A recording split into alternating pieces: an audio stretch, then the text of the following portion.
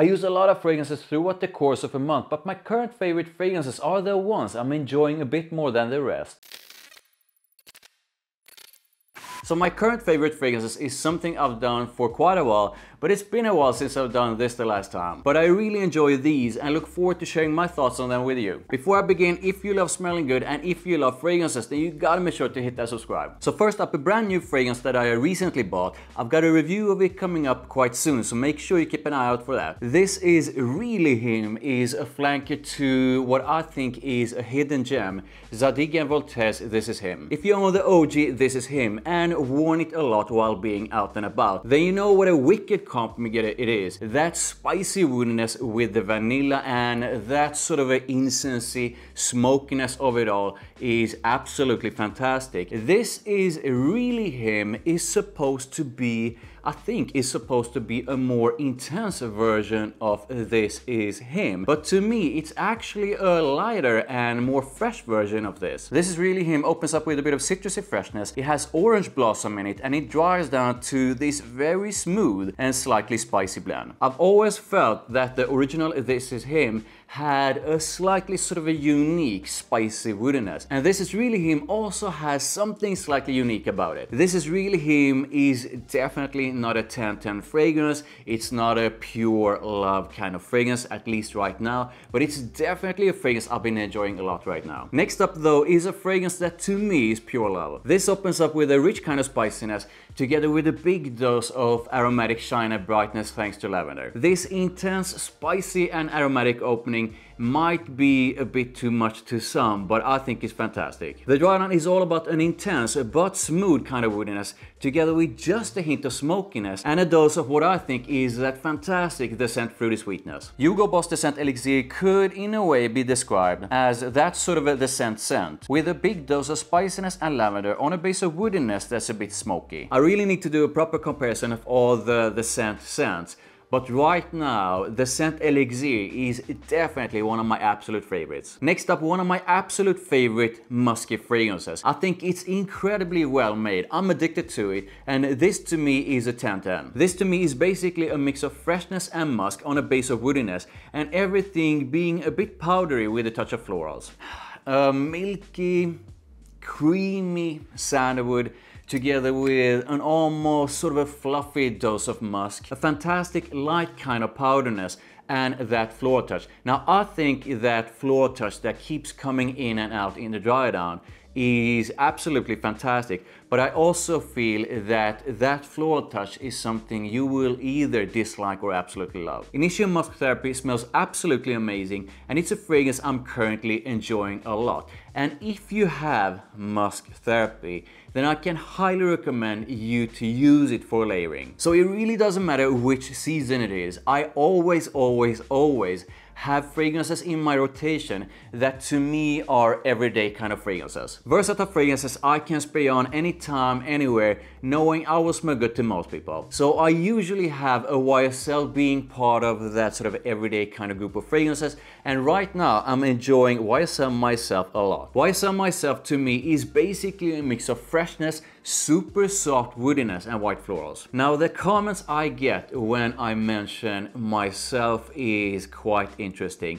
Some feel that it's absolutely horrible, while some absolutely love it. But this smells really good, and to me it's an incredibly versatile and easy to wear kind of scent. So let's do this again. YSL Myself, is it a hate or is it a love? Comment. So I pretty much always have a powdery fragrance in my rotation. I absolutely love powdery fragrances, and this is probably one of the most versatile powdery fragrances a man can wear. So Armani Cold Parfum opens up with a dose of freshness and then turns into something that is quite powdery. But the powderiness here, at least to me, has a sort of an airy kind of freshness to it, which makes it quite versatile. As Cold Parfum dries down, you basically get a mix of that sort of an airy kind of powderiness together with a bit of woodiness and vanilla. Cold Parfum is a very likable scent. I really enjoy wearing it, and this is something something I reach for mostly when I crave powderness but don't want a super deep and rich kind of powderness. This is fantastic powderness, but to me a more light kind of powderness. Highly recommended, especially if you enjoy powdery fragrances. Now, I recently bought Code the EDT, and I've been thinking about doing a comparison of Code EDT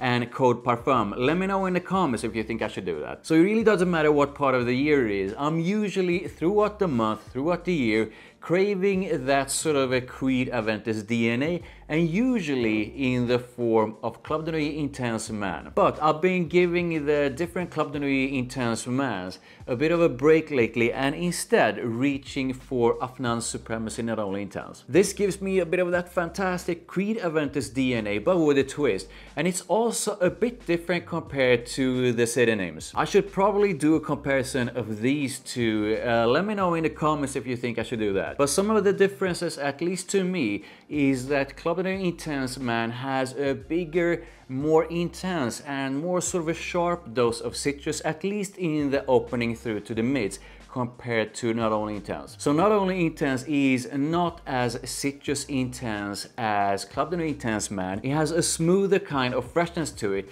and I also feel that Not Only Intense has a bit more depth to it. Let me know in the comments if you have tried both of these and which of them you prefer. Next up is an aquatic freshie that I think is truly unique. I think it smells absolutely fantastic, and I also probably should buy a backup bottle of it soon. This is Kenzo Homme EDT Intense, and this, at least to me, has a very unique kind of aquatic freshness to it. It also has quite a unique fruity sweetness to it. So you get that combo of that unique aquatic freshness together with that unique fruity sweetness, and everything is quite witty. Now, I absolutely love this, and most who get a whiff of this seem to enjoy it as well.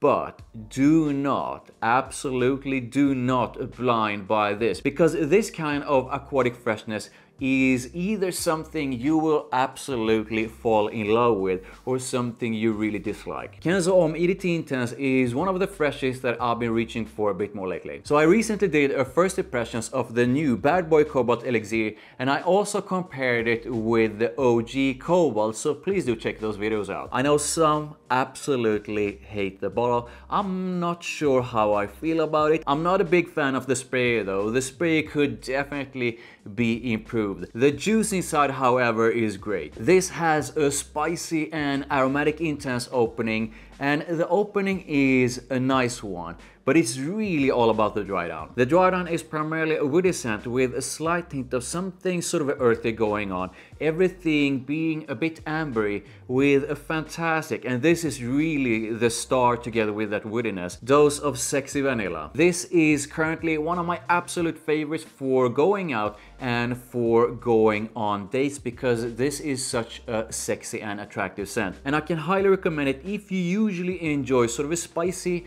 and aromatic intense scents that are quite woody with a bit of vanilla. If you're a subscriber, then you know how much I absolutely love Valentina Uomo Intense.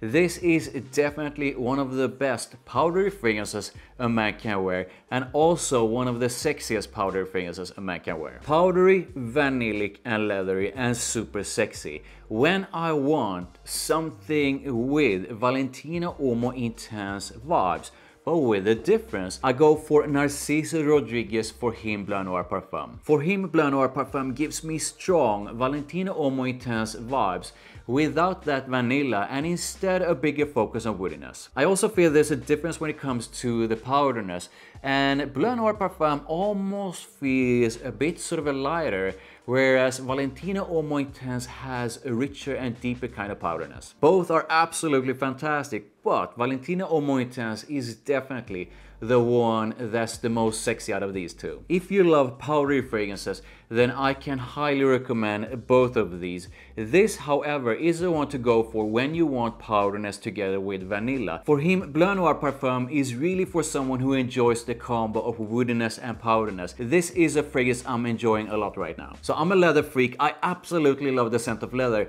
and it really doesn't matter what time of the year it is. I will always have a leather fragrance as part of my rotation. Right now I'm enjoying this thing right here a lot. This is Gucci Guilty Absolute, and I absolutely love it. This, however, was not a love at first sniff. The first time I put my nose to Gucci Guilty Absolute, I did not enjoy it. But I kept that test strip in my pocket, left the store, and then pulled it out and took a whiff of it after about 10 minutes and absolutely fell in love. Rushed back to the store because it was just one box left and it was on sale. Nowadays I absolutely love it. This is basically a mix of woodiness, leather and vetiver together with quite a prominent dose of patchouli. That might not sound like something special, but this is truly a unique kind of scent. And I also feel that Gucci Guilty Absolute definitely is one of the very best and most unique scents to ever come out of Gucci. Gucci Guilty Absolute was created by one of my favorite perfumers, Alberto Morillas. And usually Alberto Morillas creates fantastic, well-made, but extremely sort of a mass appealing and easy to wear kind of well-made scents. This, however, is so different compared to what he usually does. With that said though, even though I absolutely love it, and even though I think it's a truly unique leather scent, it's definitely not for everyone. Do not blind buy Gucci Guilty Absolute, but if you enjoy leather focused fragrances and want what I think is a truly unique one, then why not try it out? Next up is a fragrance that's in a way quite easy to explain, because this is basically heavily inspired by Kayali Eden Juicy Apple. This is intense fruity sweet with a focus on apple and plum, together with a floral touch and vanilla. This is absolutely gorgeous, but it's also absolutely not for everyone, because this is so fruity, intense, sweet, and that combo with that fruity sweetness together with quite a prominent dose of rose is really not for everyone. If you enjoy Kayali Eden Juicy Apple,